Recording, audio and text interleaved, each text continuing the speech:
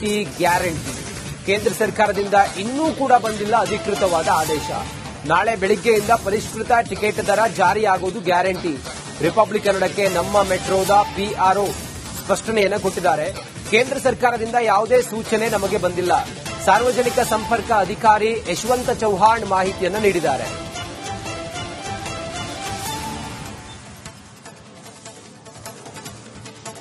ಕೇಂದ್ರ ಸರ್ಕಾರದಿಂದ ಇನ್ನೂ ಕೂಡ ಯಾವುದೇ ಅಧಿಕೃತವಾದ ಆದೇಶ ಬರದೇ ಇರೋದ್ರಿಂದಾಗಿ ನಾಳೆಗೆ ಮೆಟ್ರೋ ಪ್ರಯಾಣ ದರದಲ್ಲಿ ಅವರು ಏನು ಏರಿಕೆ ಮಾಡಿದ್ರಲ್ಲ 5% ಏರಿಕೆ ಮಾಡಿರುವಂತಹ ಈ ಆದೇಶ ಅದು ಪಾಲಿಸಲಾಗುತ್ತೆ.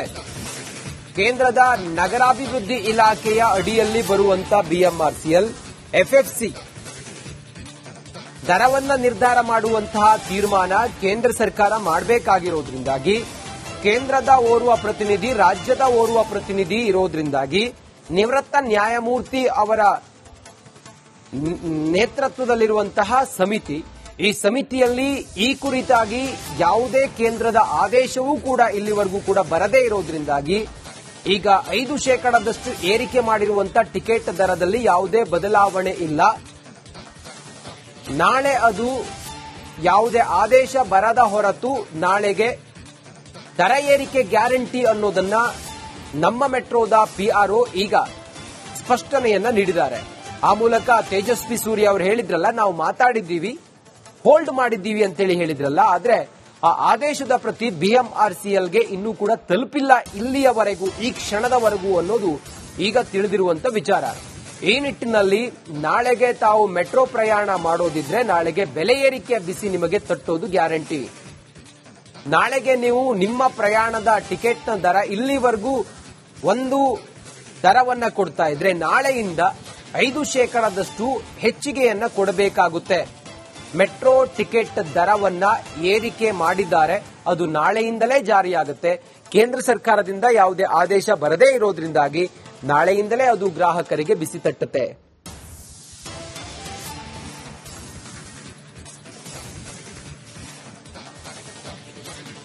ಆಮೇಲೆ ಸತ್ಯೇಂದ್ರ ಪಾಲ್ ಅಂದ್ಬಿಟ್ಟು ಅಡಿಷನಲ್ ಸೆಕ್ರೆಟರಿ ಎಂಒಎಚ್. ಓಕೆ. ಆಮೇಲೆ ಇಲ್ಲಿ ನಮ್ಮ ಡಾಕ್ಟರ್ ಬಿ.ವಿ. ರಮಣ ರೆಡ್ಡಿ ಅವರು ಸ್ಟೇಟ್ ಇಂದನಾ?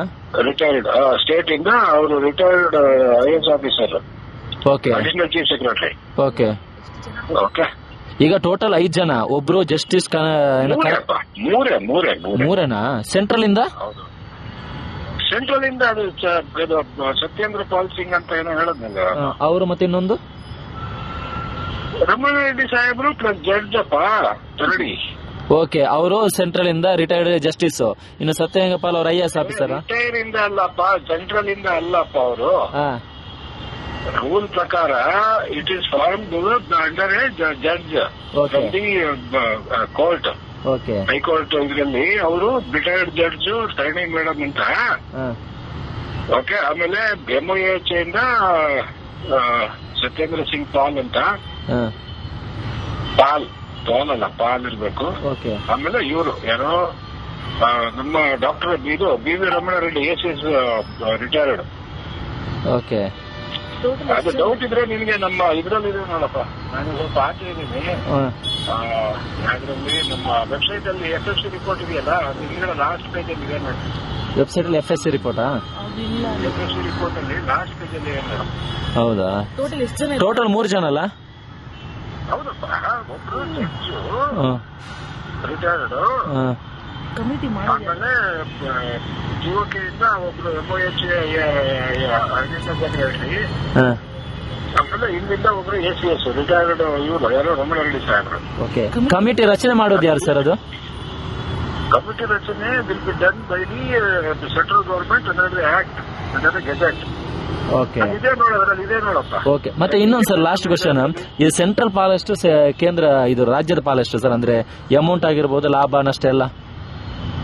ಅಯ್ಯಪ್ಪ, ಅದಿವಾಗ ನೀನ್ ಕೇಳಿದ್ರೆ ನಾನು ಹೆಂಗ್ ಹೇಳಕ್ಕಾಗತ್ತೆ. ಬಟ್ ಜನರಲ್ ಆಗಿ ಬಿಎಂಆರ್ಸಿಎಲ್ ಅಲ್ಲಿ ಅವ್ರ ಇಕ್ವಿಟಿ, ಸಬಾರ್ಡಿನೇಟ್ ಡೆಟ್ ಎಲ್ಲ ಸೇರಿ ಸುಮಾರು 50% 2 ಸರ್ಕಾರಗಳಿಂದ ಇದು ಬರುತ್ತೆ.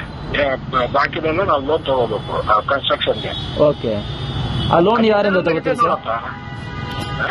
ಲೋನ್ ಯಾರಿಂದ ತಗೊಳ್ಳೋದು ನೀವು? ಬ್ಯಾಂಕ್ಗಳಿಂದ ತಗೋತೀವಲ್ಲ, ನ್ಯಾಷನಲ್ ಬ್ಯಾಂಕ್ಸ್ ಅದು ಇದು ಅಂತ ತಗೋತೀವಲ್ಲ. Okay sir, okay sir, thank you. ಇನ್ನು ಈ ಕುರಿತಾಗಿ ನಮ್ಮ ಪ್ರತಿನಿಧಿ ಚರಣ್, ಮೆಟ್ರೋ ಪ್ರಯಾಣ ದರ ಏರಿಕೆ ಗ್ಯಾರಂಟಿ ಕೇಂದ್ರ ಸರ್ಕಾರದಿಂದ ಇನ್ನೂ ಕೂಡ ಬಂದಿಲ್ಲ ಅಧಿಕೃತವಾದ ಆದೇಶ. ನಾಳೆ ಬೆಳಿಗ್ಗೆಯಿಂದ ಪರಿಷ್ಕೃತ ಟಿಕೆಟ್ ದರ ಜಾರಿಯಾಗುವುದು ಗ್ಯಾರಂಟಿ. ರಿಪಬ್ಲಿಕ್ ಕನ್ನಡಕ್ಕೆ ನಮ್ಮ ಮೆಟ್ರೋದ ಪಿಆರ್ಒ ಸ್ಪಷ್ಟನೆಯನ್ನು ಕೊಟ್ಟಿದ್ದಾರೆ. ಕೇಂದ್ರ ಸರ್ಕಾರದಿಂದ ಯಾವುದೇ ಸೂಚನೆ ನಮಗೆ ಬಂದಿಲ್ಲ. ಸಾರ್ವಜನಿಕ ಸಂಪರ್ಕ ಅಧಿಕಾರಿ ಯಶವಂತ ಚೌಹಾಣ್ ಮಾಹಿತಿಯನ್ನು ನೀಡಿದ್ದಾರೆ.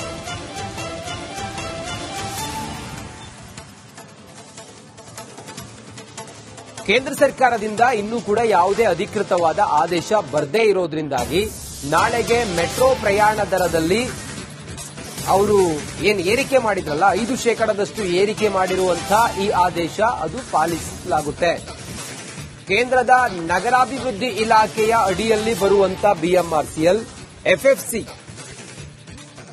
ದರವನ್ನ ನಿರ್ಧಾರ ಮಾಡುವಂತಹ ತೀರ್ಮಾನ ಕೇಂದ್ರ ಸರ್ಕಾರ ಮಾಡಬೇಕಾಗಿರೋದ್ರಿಂದಾಗಿ ಕೇಂದ್ರದ ಓರ್ವ ಪ್ರತಿನಿಧಿ, ರಾಜ್ಯದ ಓರ್ವ ಪ್ರತಿನಿಧಿ ಇರೋದ್ರಿಂದಾಗಿ ನಿವೃತ್ತ ನ್ಯಾಯಮೂರ್ತಿ ಅವರ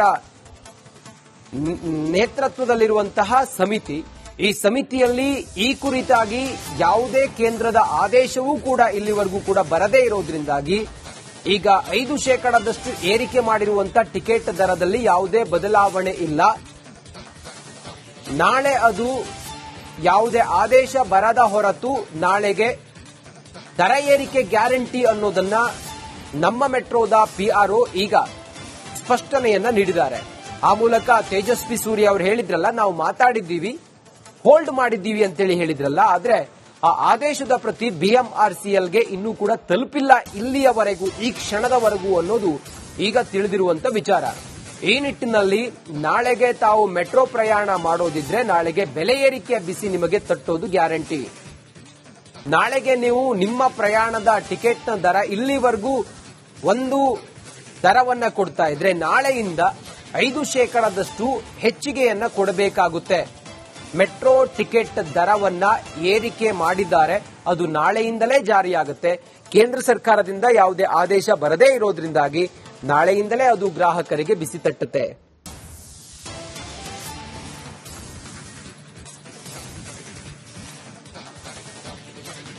ಆಮೇಲೆ ಸತ್ಯೇಂದ್ರ ಪಾಲ್ ಅಂದ್ಬಿಟ್ಟು ಅಡಿಷನಲ್ ಸೆಕ್ರೆಟರಿ MOH. ಓಕೆ. ಆಮೇಲೆ ಇಲ್ಲಿ ನಮ್ಮ ಡಾಕ್ಟರ್ BV ರಮಣ ರೆಡ್ಡಿ ಅವರು ಸ್ಟೇಟ್ ಇಂದನಾ? ರಿಟೈರ್ಡ್ ಸ್ಟೇಟ್ ಇಂದ ಅವರು retired IAS officer. Okay. Additional chief secretary. Okay. Okay. ಈಗ ಟೋಟಲ್ 5 ಜನ, ಒಬ್ರು ಜಸ್ಟಿಸ್ ಮೂರೇನಾ? ಸೆಂಟ್ರಲ್ ಇಂದ? ಹೌದು, ಸೆಂಟ್ರಲ್ ಇಂದ ಅದು ಸತ್ಯೇಂದ್ರ ಪಾಲ್ ಸಿಂಗ್ ಅಂತ ಏನೋ ಹೇಳದ್ನಲ್ಲ ಅವರು, ಮತ್ತೆ ಇನ್ನೊಂದು ರಮಣ ರೆಡ್ಡಿ ಸಾಹೇಬ್ರು ಪ್ಲಸ್ ಜಡ್ಜ್ ತರಡಿ. ಓಕೆ, ಅವರು ಸೆಂಟ್ರಲ್ ಇಂದ ರಿಟೈರ್ಡ್ ಜಸ್ಟಿಸ್. ಇನ್ನು ಸತ್ಯೇಂದ್ರ ಪಾಲ್ ಅವರು IAS ಆಫೀಸರ್. ರಿಟೈರ್ ಇಂದ ಅಲ್ಲಪ್ಪ, ಸೆಂಟ್ರಲ್ ಇಂದ ಅಲ್ಲಪ್ಪ. ಅವರು ರೂಲ್ ಪ್ರಕಾರ it is formed under A judge from the court. Okay. High court ಇದರಲ್ಲಿ ಅವರು ರಿಟೈರ್ಡ್ ಜಡ್ಜ್ ಸರಣಿ ಮೇಡಮ್ ಅಂತ. ಓಕೆ. ಆಮೇಲೆ MOH ಇಂದ ಸತ್ಯೇಂದ್ರ ಸಿಂಗ್ ಪಾಲ್ ಅಂತ. ಪಾಲ್ ಪಾಲ್ ಇರ್ಬೇಕು. ಆಮೇಲೆ ಇವರು ಯಾರೋ ನಮ್ಮ doctor BV Ramana Reddy ACS retired. Okay. ಅದು ಡೌಟ್ ಇದ್ರೆ ನಿಮ್ಗೆ ನಮ್ಮ ಇದ್ರಲ್ಲಿ ನೋಡಪ್ಪ, ನಾನು ಸ್ವಲ್ಪ ಆಚೆ ಇದ್ದೀನಿ. ಯಾವ್ದ್ರಲ್ಲಿ ನಮ್ಮ ವೆಬ್ಸೈಟ್ ಅಲ್ಲಿ FSC ರಿಪೋರ್ಟ್ ಇದೆಯಲ್ಲ, ಅದು ಹಿಂಗಡೆ ಲಾಸ್ಟ್ ಪೇಜ್ ಅಲ್ಲಿ ಇದೆ ನೋಡಿ. ವೆಬ್ಸೈಟ್ ಅಲ್ಲಿ FSC ರಿಪೋರ್ಟಾ? FSC ರಿಪೋರ್ಟ್ ಅಲ್ಲಿ ಲಾಸ್ಟ್ ಪೇಜ್ ಅಲ್ಲಿ ಇದೆ ಮೇಡಮ್. ಹೌದಾ? ಟೋಟಲ್ 3 ಜನ ಅಲ್ಲ? ಹೌದಪ್ಪ, ಒಬ್ರು ಜಡ್ಜು ರಿಟೈರ್ಡ್, ಆಮೇಲೆ GOK ಇಂದ ಒಬ್ರು MOH ಸೆಕ್ರೆಟರಿ, ಆಮೇಲೆ ಇಲ್ಲಿಂದ ಒಬ್ರು ACS ರಿಟೈರ್ಡ್ ಇವರು ಯಾರೋ ರಮಣ ರೆಡ್ಡಿ ಸಾಹೇಬ್ರು. ಓಕೆ. ಕಮಿಟಿ ರಚನೆ ಮಾಡೋದು ಯಾರು ಸರ್? ಅದು ಕಮಿಟಿ ರಚನೆ will be done by the central government under the act, under the gazette. Okay. ಇದೇ ನೋಡಪ್ಪ. ಓಕೆ. ಮತ್ತೆ ಇನ್ನೊಂದು ಸರ್, ಲಾಸ್ಟ್ ಕ್ವಶನ್, ಈ ಸೆಂಟ್ರಲ್ ಪಾಲೆಷ್ಟು, ಕೇಂದ್ರ ಇದು ರಾಜ್ಯದ ಪಾಲೆಷ್ಟು ಸರ್? ಅಂದ್ರೆ ಅಮೌಂಟ್ ಆಗಿರ್ಬೋದು, ಲಾಭ ನಷ್ಟ ಎಲ್ಲ?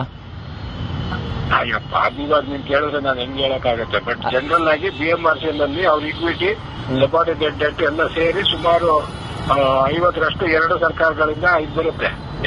ಬಾಕಿದೆಲ್ಲ ನಾವು ಲೋನ್ ತಗೋಬೇಕು ಕನ್ಸ್ಟ್ರಕ್ಷನ್ಗೆ. ಓಕೆ. ಆ ಲೋನ್ ಯಾರಿಂದ ತಗೋತೀರಿ ಸರ್? ಲೋನ್ ಯಾರಿಂದ ತಗೊಳ್ಳೋದು ನೀವು? ಬ್ಯಾಂಕ್ಗಳಿಂದ ತಗೋತೀವಲ್ಲ, ನ್ಯಾಷನಲ್ ಬ್ಯಾಂಕ್ಸ್ ಅದು ಇದು ಅಂತ ತಗೋತೀವಲ್ಲ. Okay sir, okay sir, thank you. ಇನ್ನು ಈ ಕುರಿತಾಗಿ ನಮ್ಮ ಪ್ರತಿನಿಧಿ ಚರಣ್